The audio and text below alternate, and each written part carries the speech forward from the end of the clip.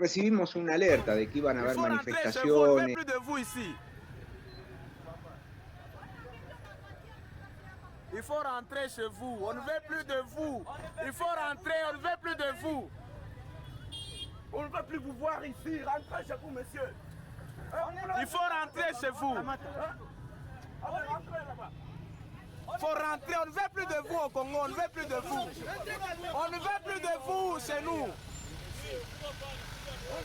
On ne veut plus de vous, il faut partir chez vous. Tu veux tirer sur moi? Tu veux tirer sur moi? Vous voulez encore tirer? Vous voulez tuer les gens? Vous voulez tuer les Congolais? Vous voulez tuer les Congolais, vous? Vous allez tuer les Congolais? Il faut rentrer chez vous, on ne veut plus de vous. Il faut rentrer chez vous, on ne veut plus de vous.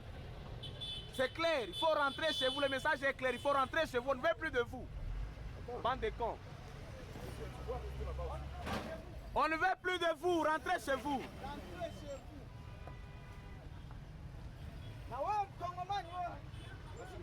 Rentrez chez vous, on ne veut plus de vous. Rentrez chez vous, on ne veut plus de vous, rentrez chez vous.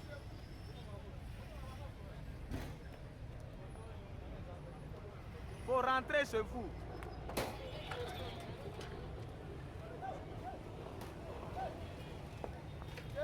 Pero normalmente recibimos esas alertas, pero nunca nos imaginamos que iban a ser ataques armados a las bases, que iban a entrar por la fuerza, iban a quemar las bases, a saquear las cosas, a quemar, a destruir, e inclusive, no sé si alguna vez les comenté que uno de mis hobbies es la pintura, así que busqué mis pinceles, los más grandes que tenía, mis acrílicos, y bajé y pinté el vehículo de Naciones Unidas como si fuera un vehículo civil para enmascararlo.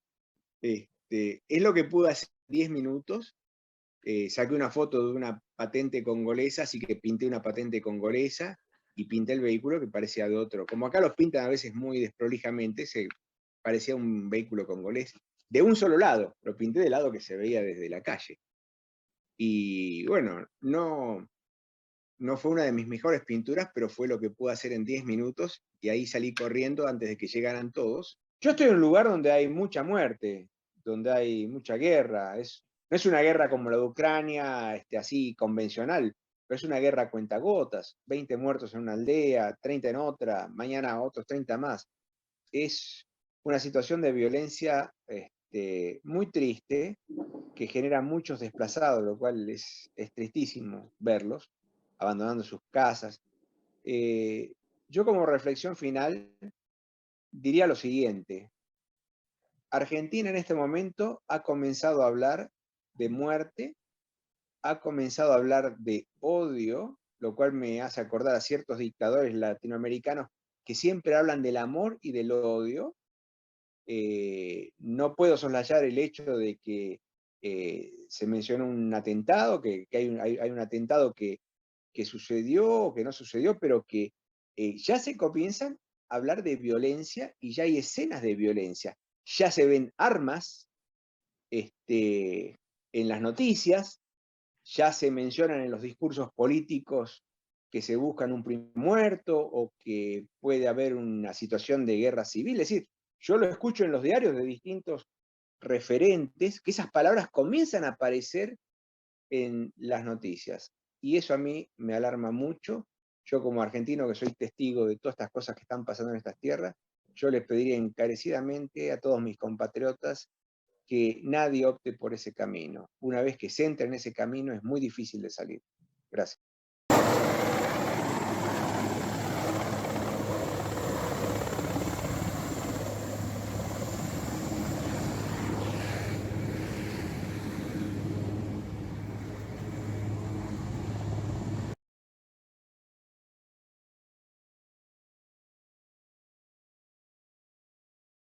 Y estamos hablando que hubieron 36 muertos de los atacantes y 5 muertos de MONUSCO. No era un tema menor.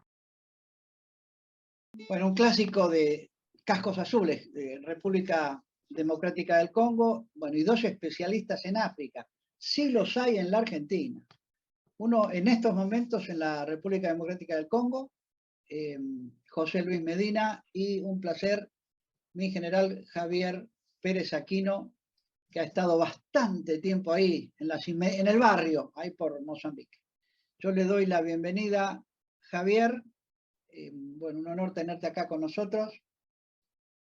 Gracias, Ángel. Mi coronel, disculpe. Y bueno, y vamos, Ya lo siento. yo me voy a permitir hacer la primera pregunta y romper el hielo de lo que sucedió hoy. Estamos a 5 de septiembre del año 2022 y en algún momento estuvimos muy preocupados, y creo que José Luis lo debe haber estado también, cuando en algún momento sabíamos que había un ataque abierto. Él nos aclarará si era el M23, si era no, bueno, no sé si se puede aclarar, si se puede decir.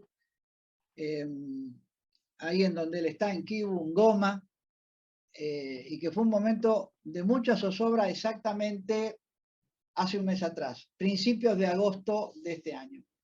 José Luis, bueno, un honor tenerte con nosotros nuevamente. ¿Cómo evolucionó, cómo fue esa situación? Si podés contarnos, y lo que puedas, por supuesto. Bueno, ya hace más de un mes que sucedió esto. Fue más precisamente el 25 de julio, que recibimos una alerta de que iban a haber manifestaciones, pero normalmente recibimos esas alertas, pero nunca nos imaginamos que iban a ser ataques armados a las bases, que iban a entrar por la fuerza, iban a quemar las bases, a saquear las cosas, a quemar, a destruir, e inclusive iban a atacar las casas de los staff de Naciones Unidas. Así que bueno, fue una sorpresa, fue una situación muy violenta, no nos dejaron ir a las oficinas, nos dijeron que nos mantengamos en nuestras casas. Mientras tanto iban llegando videos de todos lados que eran muy inquietantes, veían cómo multitudes entraban a las bases de Naciones Unidas y quemaban y rompían todo y robaban todo. Se comenzaron a escuchar disparos en la ciudad, ruidos de multitudes, fue un día muy difícil, y ya se hablaban de muertos, de los cascos, muertos de MONUSCO y muertos de los staff locales, de la gente local acá, ¿no? Que atacaban las bases. Y al día siguiente, el martes, ahí ya se decían que al día siguiente iba a ser peor. Ya estábamos muy alerta en nuestras casas. Esa mañana yo me levanté y se percibía un silencio sepulcral en toda la ciudad. Yo cuando percibí eso, yo dije, wow, ¿qué está viniendo? Y al rato comenzaron a verse, yo lo describo como un estadio de Boca o de River viniéndose hacia la zona donde estábamos nosotros. Y ya nos manteníamos todos en contacto por WhatsApp a ver qué pasaba en cada lugar. Y una compañera me manda un mensaje diciendo, están fijándose a través de los portones, y donde ven un vehículo de Naciones Unidas, ahí rompen el portón y saquean la casa, todo el compound, todo el edificio. Y bueno, ahí teníamos 3 vehículos de Naciones Unidas, uno se había ido, no había dejado las llaves, y 2 pudimos esconder los vehículos. Pero un tercer vehículo quedó en medio del parking y se veía desde afuera. Así que bueno, ya cuando me subí a la atalaya de seguridad, ahí vi que se venían ya 200 metros y avanzando gente, se escuchaban disparos, corridas, gritos, y subí a mi departamento y bueno, no sé si alguna vez les comenté que uno de mis hobbies es la pintura, así que busqué mis pinceles, los más grandes que tenía, mis acrílicos, y bajé y pinté el vehículo de Naciones Unidas como si fuera un vehículo civil para enmascararlo. Es lo que pude hacer en 10 minutos. Saqué una foto de una patente congolesa, así que pinté una patente congolesa y pinté el vehículo que parecía de otro. Como acá los pintan a veces muy desprolijamente, parecía un vehículo congolés. De un solo lado, lo pinté del lado que se veía desde la calle. Y bueno, no fue una de mis mejores pinturas, pero fue lo que pude hacer en 10 minutos, y ahí salí corriendo antes de que llegaran todos, y el guardia que estaba en el inmueble nuestro, me contaba de que durante todo el día venían grupos de 50, 60, 100, 150 personas y en todos los casos siempre había uno encargado de fijarse a través de las rendijas del portón si había un vehículo de Naciones Unidas. Así que en su agili les decía a todos que no había ningún vehículo de Naciones Unidas y seguían derecho. Es así que fue la única casa que se salvó en esta parte de la ciudad. Y no sé qué hubiera pasado si entraba. Uno no sabe cómo hubiera reaccionado. Bueno, yo tenía un pequeño plan de defensa para mi departamento, había comprado un bidón de aceite para expandirlo por todo el piso para que evitar el movimiento. Y bueno, me hubiera encerrado, hubiera dejado la casa que la saqueen y me hubiera encerrado en el último balcón, donde tenía un martillo, un puñal y un bastón de defensa personal. Y bueno, eso hubiera sido la última línea de defensa, como le decimos nosotros. Pero ya cuando entra una multitud, ya cualquier cosa puede pasar y bueno, ya ahí ya es impredecible las cosas que se pueden llegar a dar. Por suerte, se me ocurrió eso, que es lo que pude hacer, y no pasó nada, y después Naciones Unidas restringió todos los movimientos.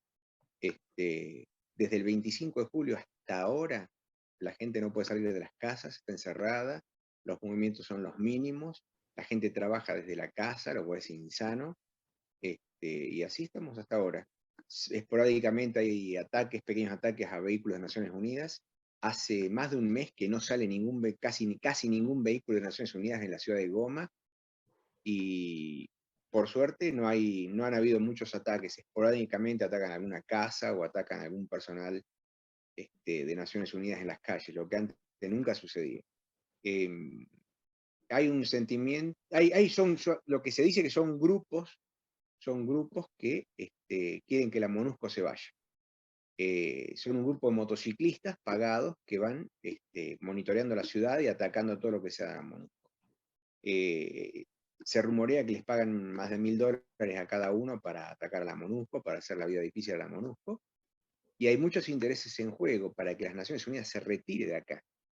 Y como pasó en Butembo, se fue a las Naciones Unidas y los grupos armados volvieron a tomar el control de la ciudad y liberaron a 850 prisioneros de las cárceles, que ahora están en este momento merodeando las calles de Butembo, y la vida se ha vuelto una vida como la prehistoria, como el medioevo, con los que atacaban las ciudades.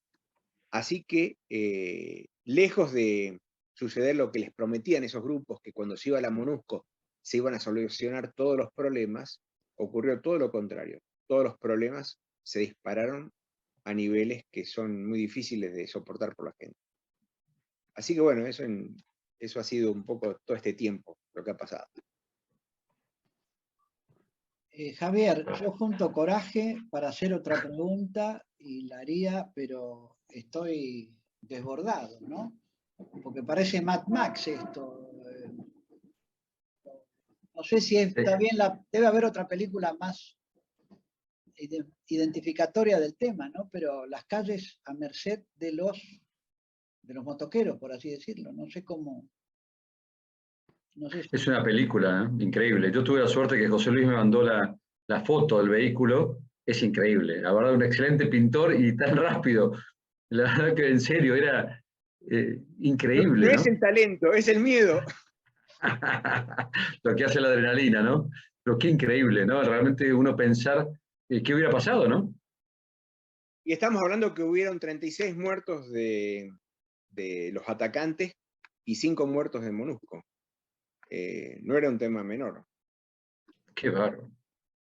Y la pregunta, José Luis, Naciones Unidas, digamos, se mantiene ahí, entiendo que es muy peligroso, pero se tiene que mantener porque si no, digamos, entiendo que la región van a volver todos los grupos armados y va a ser un desastre. Pero ¿cómo se logra el equilibrio de mantenerse con el nivel de riesgo que tienen?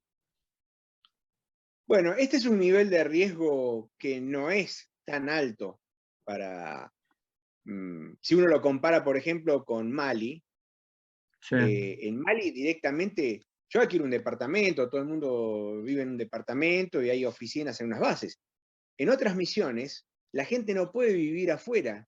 Hay supercampos en lugares aislados, con Claro. custodia, como una fortaleza, se llaman los supercampos, en donde están todos los militares, hay una guardia, alambres de púa de defensa alrededor, y los staff de Naciones Unidas viven adentro, con un búnker cada tantos metros, porque periódicamente los bombardeas con cohetes, con lanzacohetes, y noche por medio me cuentan que tienen que salir corriendo en medio de la noche, porque después de que se va el último local staff de las oficinas, ahí comienzan a bombardear con lanzacohetes el supercampo. Y me comentan colegas que noche por medio tienen que salir a los búnkers, y a veces pasar la noche ahí con mosquitos, con el calor, con el frío, con lo que sea. Tengo una compañera que trabajó conmigo acá que fue herida con un coche bomba que entró al supercampo, lo detonaron en la zona del aeropuerto y donde estaban los staff de Naciones Unidas, y ella estaba cocinando con una olla en la mano y voló por los aires junto con todo el Corimec y todas las cosas. Tuvieron que operarla de un ojo para sacarle un cristal que había incrustado en el ojo, lo pudo salvar, afortunadamente. Pero son situaciones que dejan sus huellas también, ¿no? Qué bárbaro. Si uno compara con colegas de otras misiones, el riesgo lo podemos considerar medio bajo. A la miércoles. Porque estamos comparándolo con Mali, estamos hablando de Sudán, República Centroafricana, ¿con qué otra misión, por ejemplo? Y República Centroafricana también es un tema. Y bueno, haciendo historia en otras misiones, han habido ataques a los cascos azules con coche bombas en Medio Oriente. Es la vida de Naciones Unidas, es la vida de un staff de Naciones Unidas. Lo que pasa es que han habido otras crisis también acá en Congo. Han habido ataques en Beni, han puesto bombas, pero nunca se ha prolongado tanto en el tiempo. Siempre han habido crisis y se ha desescalado. Pero en esta oportunidad se está haciendo cada vez más largo esto, ¿no? Pero, bueno, ahí en el Congo fue el famoso ataque a la compañía irlandesa, ¿no? Al batallón irlandés. Claro, pero eso hace muchos años atrás. Años, sí. Así, 60 y pico, creo, la 70. película, ¿no? Hay una película de eso, Sí. donde un poco cuesta un poco la temática, todo eso. Ya, Inclusive hubo otro ataque que... Jason Bill o algo así, ¿no? Creo que era Jason Bill o algo similar. Jotville. Jotville. Sí. Ahora la busco yo por las mías. Ajá. Y se los hago saber. Ajá. Preparo el machete. Y hubo otro ataque también parecido, no parecido, pero hubo un ataque a una base en un lugar muy aislado, en un lugar en medio de la selva. Yo he estado ahí a los pocos días después de que atacaron, que se llama Semiliki. En una dotación de 144 hombres, mataron 15 e hirieron a más de 50. Es decir, que casi el 50% quedó fuera de combate. Tomaron la base y los soldados pudieron escapar a una parte de la selva donde hicieron un perímetro y pudieron resistir toda la noche del ataque hasta que llegaron refuerzos al día siguiente de Naciones Unidas. Fue un ataque muy violento y destruyeron el campo, destruyeron todo y robaron todo. Para llegar ahí se llega en vuelo táctico a través de un río, es una montaña rusa. A uno lo dejan por una hora para que haga uno lo que tiene que hacer, y a la hora vuelve el helicóptero a buscar, que se asienta por 2 minutos sobre el terreno y sale corriendo. Y mientras tanto hay 2 helicópteros de ataque con lanzacohetes, con ametralladoras, dando la seguridad al campo mientras trabajamos, mientras llegamos con los helicópteros, y ahí nos retiramos. Así que bueno, nosotros no estamos en esa situación. Estamos en un riesgo medio bajo, solo podría decir. Completo lo otro. The Siege of Jadotville es una película que retoma lo que fue en Katanga, 1961. Toda esta zona, no demasiado lejos en tiempo, también fue donde cae el avión de Hammershøi. Y también, bueno, era Katanga, pero retomo un tema, perdón Javier, Yo tengo el recuerdo de que hubo ataques en la zona de Goma cuando se decide desplazar el centro de gravedad de la misión de Kinshasa a justamente donde están ahora, ahí en Goma. Yo no recuerdo ahora, pero fue un ataque, una emboscada a cascos azules por el M23, entiendo, y que, bueno, generó este cambio de actitud por parte de Naciones Unidas de instalarse en el ojo del huracán, ¿no? Meterse justamente en el lugar más complicado. ¿Puede ser? Claro, en el año 2013, el M23 empezó a conquistar todo el norte de Kivu, todo Nord Kivu, y tomó la ciudad de Goma. La ciudad de Goma, acá hay una pintura que tengo acá atrás, que es de la ciudad de Goma, que es la ciudad más importante del este de Goma, la tomó el grupo armado, la gobernaba el grupo armado. Y fue un escándalo porque era prácticamente toda una invasión a todo un sector. Entonces, Naciones Unidas decidió mover su puesto comando y mover sus tropas hacia la ciudad de Goma para luchar contra el M23. Se hizo un nuevo mandato para las fuerzas de intervención, una brigada de intervención que fue un mandato muy agresivo, se estaba permitido atacar a los grupos armados, al punto de que se trajo una unidad de artillería. Y me acuerdo que yo fui a Ucrania a negociar y a inspeccionar el equipo de helicópteros de ataque. Es decir, eran Naciones Unidas, no era una fuerza solamente de interposición, capítulo 6, era una fuerza que traía helicópteros de ataque, artillería, y los usaba. Y mediante acciones diplomáticas, que fueron las que más resultado dieron, y acciones militares directas, el M23 se fue de todo el territorio de Nord Kivu. Y durante mucho tiempo hubo paz, desde el 2014 hasta, yo podría decir, este año, el M23 desapareció, ahora está reapareciendo de vuelta, ahora atacó de vuelta. Pero bueno, en todo esto que atacó de vuelta también se surgen este tipo de manifestaciones de algunos grupos que se estima que son los mismos grupos armados que están subvencionando este movimiento anti-MONUSCO para que MONUSCO no los moleste. Es una estrategia.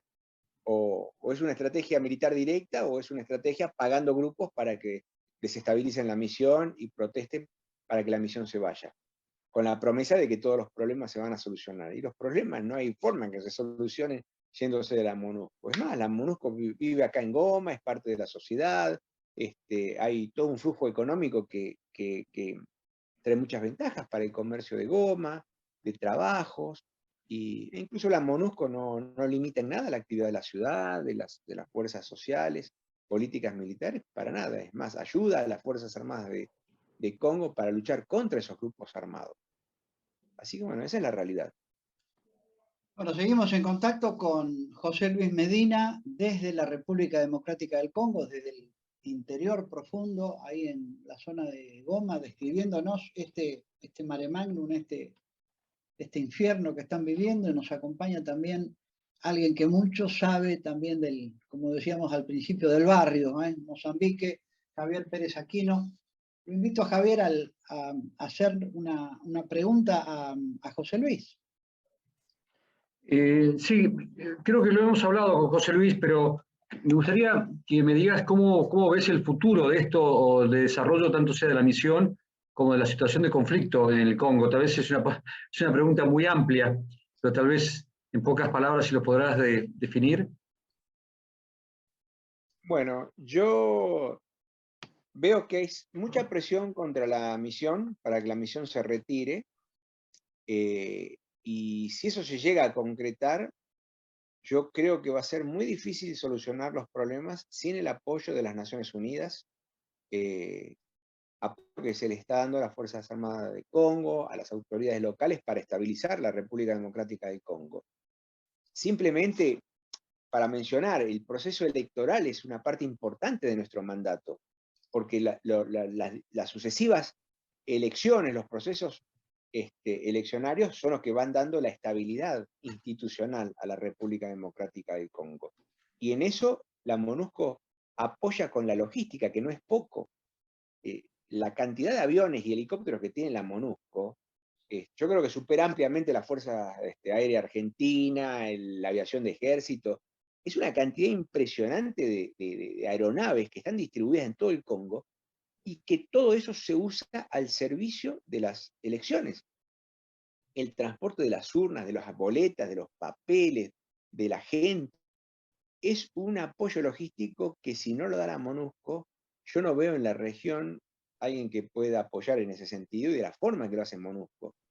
Entonces yo creo que si se retira la MONUSCO, va a ser muy difícil que todo eso sin el apoyo logístico las elecciones no se podrían, sería muy difícil de que se lleven a cabo. Y si no se da eso, ahí sí avisó problemas, el apoyo que se le da a las Fuerzas Armadas, a las instituciones, simplemente el apoyo que se da a los refugiados, a los desplazados.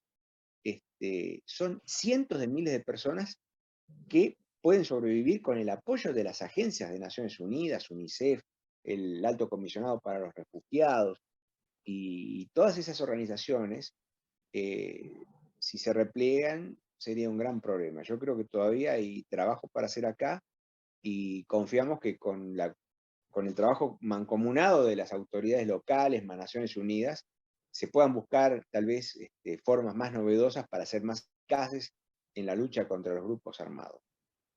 Así que bueno, esperemos que sea así. ¿Puedo seguir haciendo preguntas? Por favor, por Sí, favor. entiendo lo difícil y a veces siempre es muy criticada Naciones Unidas porque no hace y también es criticada porque hace, ¿no? Pero como decís vos, si se llega a ir a Naciones Unidas del Congo, me imagino que debe ser un desastre. ¿Pero tú crees que ese es el futuro más probable? Yo no creo que Naciones Unidas se retire.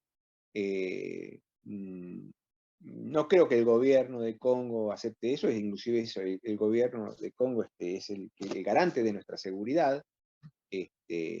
Así que yo creo que esta es una crisis, pero como todas las crisis que se han sucedido, en algún momento se va a desesperar y Naciones Unidas va a poder continuar con su mandato y con su apoyo al país y a las autoridades locales para estabilizar esto. Así que yo creo que el escenario más probable, de acuerdo a todos los antecedentes que han habido, es que en algún momento esto se desescale y se vuelva a una situación más normal en donde la misión pueda trabajar normalmente. José Luis, y con respecto al tema, lo que cuentas del tema de que la fuerza de intervención de Naciones Unidas, más en un conflicto tan complejo como que no hay dos bandos de dos países, sino hay varios grupos armados y a veces, no sé en este caso, pero en otras situaciones, que tal vez hasta el mismo gobierno viola los derechos humanos y uno no sabe cuál es el bueno y cuál es el malo. Qué difícil es a veces emplear la fuerza, ¿no? Y a veces es muy criticado por emplear la fuerza. Y yo recuerdo hace años cuando hice un curso con todos los comandantes de las misiones, la queja de los comandantes que estaban justamente en lugares, especialmente me acuerdo de Sudán, y creo que necesitaban también el de Congo, no estaban todos, pero me acuerdo de la queja era que nosotros necesitamos elementos para combatir, hasta para no solamente defendernos a nosotros, sino hasta para defender a la otra población, ¿no? Pero lo complicado de eso era primero la reticencia de los civiles para que se emplee la fuerza, y además de tener medios tecnológicos de avanzada, medios militares de avanzada, como drones, una serie de cosas que limitaban, que no querían que se use. Pero lo complejo era eso, ¿no? Decíamos, bueno, ¿cómo tiene que ser algo muy puro para decir, ataco a esto y no hay ninguna duda de que no estoy apoyando a un régimen autoritario que ve los derechos humanos o a otro grupo? No sé si me expliqué con la pregunta, José Luis. Sí, es más, precisamente ayer estuve viendo el reporte de la violación de derechos humanos acá en la República Democrática del Congo y los gráficos mostraban por grupo armado, por ejército y por policía, quiénes eran los grupos que más violaban los derechos humanos. En algunos casos eran fuerzas oficiales legales, el ejército, en otras zonas era la policía y en otras partes eran distintos grupos armados. Y en otras partes eran todos, en distintas proporciones. Así que ese feedback, esa información, Naciones Unidas se lo acerca al gobierno y es público, y ahí, bueno, se ven en qué lugares y quiénes perpetran ofensas a los derechos humanos o vulneran los derechos humanos. En cuanto a los civiles que por ahí son reticentes a apoyar a los militares, yo ahora soy civil y estoy programando una visita de predespliegue a Sudáfrica para tener una batería de artillería. Así que no solamente no somos reticentes, sino que estamos colaborando para tener una batería de artillería para combatir el M23, así. Y el M23 bombardeó hace poco una central eléctrica, dañando una infraestructura muy valiosa para todo North Kivu, que iba a producir electricidad. Y lo hicieron con artillería. Eso fue un daño muy grande. Así que bueno, le vamos a traer al Force Commander una batería de artillería para hacer fuego de contrabatería y proteger todo eso. Así que bueno, es contradictorio, ¿no? Que mientras Naciones Unidas está haciendo todo lo posible para combatir los grupos armados y para defender North Kivu, hay gente que paga a algunos grupos para que la MONUSCO se vaya, ¿no? Así que bueno, esa es la situación acá. Necesito hacer un poco de catarsis, porque escuchándote, José Luis, recién, me recuerdo a mí mismo en el Departamento de Operaciones de Paz del Estado Mayor Conjunto hace más de una década. No, me equivoco, hace casi 2 décadas, cuando había un requerimiento de Naciones Unidas de helicópteros artillados para apoyo humanitario. Y no me creía nadie, porque entonces uno le explicaba lo que, a ver, ustedes tienen una visión más directa inclusive que la mía, que los warlords, los señores de la guerra, que se apropiaban de los alimentos, del avituallamiento que daban Naciones Unidas, el Food Program, lo utilizaban como moneda de cambio para lograr adhesiones, era una extorsión permanente. Entonces, la forma de convoyar, mejor dicho, que los convoyes pudieran ser protegidos era a través de una adecuada cortina aérea de helicópteros. Y explicar eso resultaba casi imposible, porque eran los primeros palotes que hacía Naciones Unidas en una actitud más agresiva, bueno, que ustedes de algún modo se han materializado en Congo, ¿no? Pero que no encontraban otra solución. Evidentemente era No. Hay un grupo, se llama el ADF, que es de extracción extremista musulmana, es con apoyo del Estado Islámico. Se han descubierto gente de Medio Oriente enseñándole a colocar bombas, es más, han puesto bombas en restaurantes matando gente. Y bueno, todos los días yo veo en el reporte que nos llega por email 20 muertos, en una aldea mataron 30 personas, niños, mujeres, ancianos, típico del Estado Islámico, de llegar a una comunidad y simplemente matar para sembrar el terror a todo el que se oponga, a todo el que no piense lo mismo, a todo el que no crea en lo mismo. Así que es un horror que se está entrando a cuentagotas en Congo, y es contra esas fuerzas que la FIB está combatiendo. Y lo paradójico, está combatiendo en la zona de Butembo, Lubero, en Beni, donde estos grupos han fomentado a la población para que se vaya.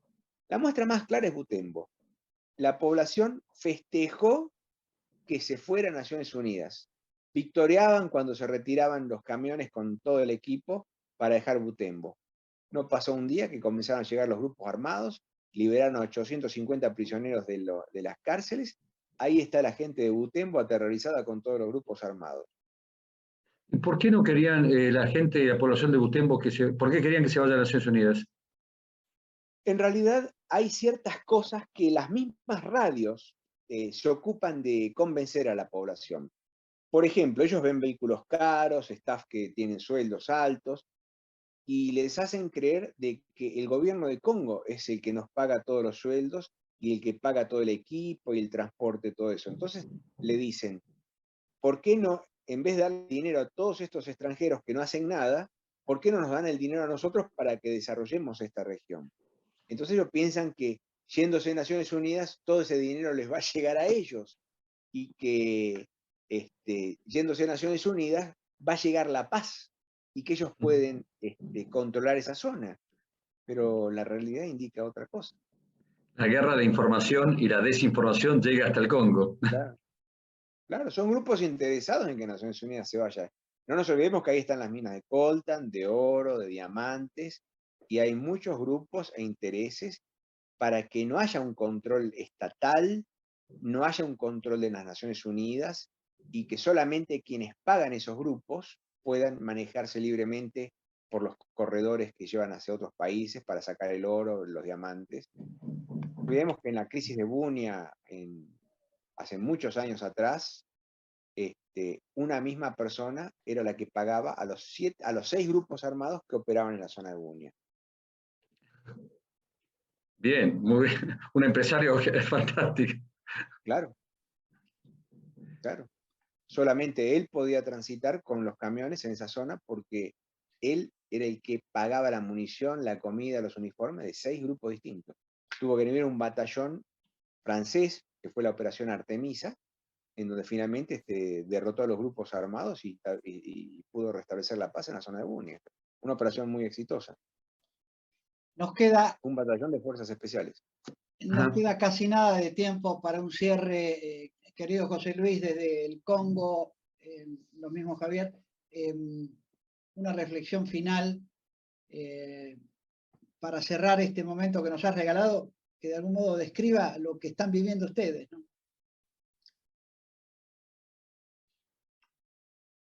José Luis, Sí, José Luis. Tuya la palabra, el micrófono. Adelante.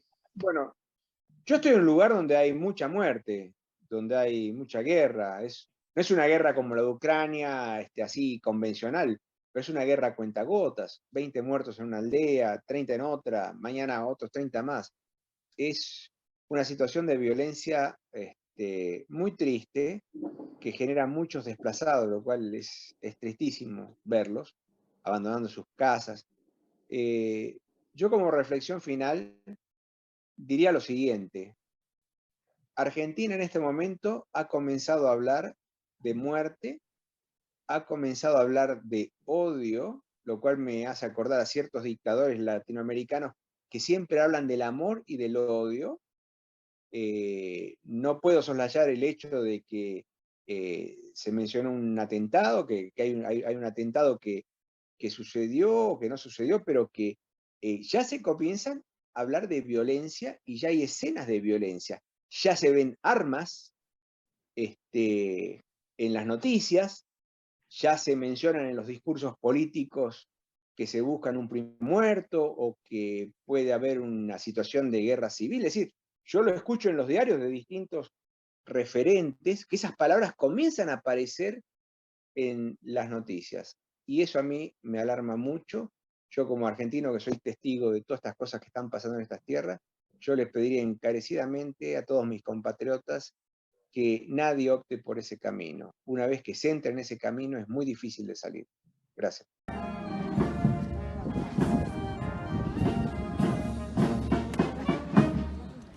Cascos Azules, Argentinos por el Mundo en Misión de Paz, es auspiciado por Sociedad Militar Seguro de Vida, servicios y beneficios para los servidores de la Nación. Fundación de apoyo al Instituto de Ayuda Financiera, respaldo a la institución que cuida el futuro de los uniformados. Mutualidad del Personal e Intendencia Militares, servicios y prestaciones de excelencia para sus asociados. IOSFA, Instituto de Obra Social de las Fuerzas Armadas y de Seguridad. Y la colaboración de Gendarmería Nacional, Armada y Fuerza